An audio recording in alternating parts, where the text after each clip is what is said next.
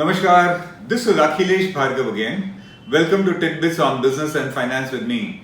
The allegations of sexual misconduct made against the Chief Justice of India by a former disgruntled, dismissed, very junior lady employee who used to work in his home office has revealed a conspiracy of fixers working in the system against him.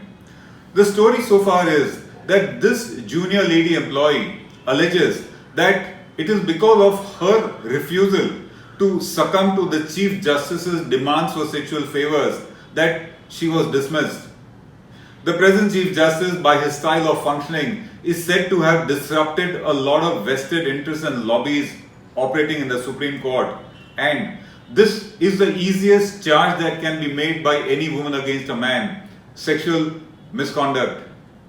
The bench of the Supreme Court, looking into the matter and hearing it, has been so alarmed by this theory, conspiracy of fixers, that they have said that if fixers continue to operate in the system, none of us will survive, and that there is no place for fixers in the system.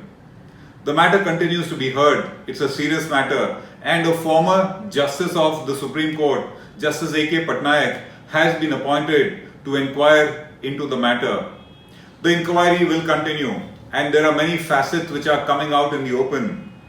An advocate called Utsav Benz has said that he has got direct and damning evidence of this conspiracy to frame the Chief Justice.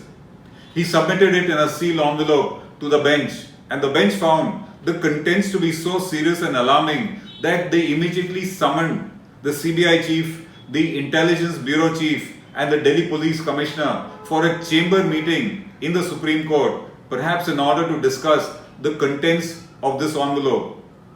What is thought is that 3 dismissed former employees of the Supreme Court are behind this overall conspiracy, and this lady is involved in the entire scheme of things. While the judges may say that there is no place for fixers in the system, the reality is completely otherwise. This, what they are saying, is a very ideal situation. No fixers in the system, but the system is full of fixers. These fixers operate virtually like agents of the authorities that they represent in all areas of government departments, as well as in the public sector and private sector where they operate. You will find fixers in revenue departments, intelligence agencies, statutory authorities, and every kind of body operating on behalf of their corrupt masters, if we have to call.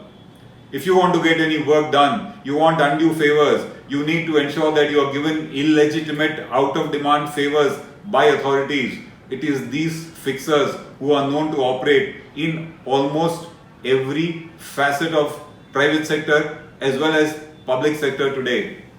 Fixers rule the roost, and they represent the authority. Ironically, in the case of the Chief Justice this time, the fixers are challenging the authority itself. So huge have they become. This is the kind of fearlessness and impunity they have while operating in the system. The ongoing inquiry in the Augusta Westland case actually reveals a web of agents, fixers in the defense department. Every government department and agency is rife with them. It is they who represent the system. It is they who are verily the system in most of the cases. If you look at it, as I said, these fixers are virtually agents of the authority, and thus, to state the obvious, they cannot operate with such impunity and daring conduct without the patronage and support of the authorities whose interests that they represent. So every fixer finally has got a nexus with a babu, has got a nexus with a neta, has got a nexus with a senior banker, or has a nexus with a judge if they operate in courts, as the judges of the Supreme Court have been noticing with alarm. If you want to get work done, as I said, go to a fixer. If you look at the classic case of banks, the huge mountain of NPAs that got created in the banks today and which we are not able to resolve is primarily because of this nexus of fixers that have operated in India's banking system. They represented senior bankers. They got work done. The most unworthy borrowers were given lakhs of crores of loan and they turned bad. The state of Indian banking, the public sector banks, is actually testimony of how fixers subvert the system. They become parasites on the system. They undermine the very authority that they are representing, and in the process, they cause immense damage and harm to the system itself. Fixers actually represent crime. They represent corruption. They represent red tapeism. They represent crony capitalism, and they ensure that only those who give bribes, those who give favors for favors taken, their works are given priority. All the others languish. The judges are right when they say that there should be no place for fixers in the system, or else nobody will survive. But that is the story of India. We have survived with fixers. And however determined the judges are to weed out these fixers from the system, to us that seems to be an almost impossible task. It's like taking on red tapeism. It's like challenging corruption. It's like challenging all those who operate below the radar, giving favors for bribes.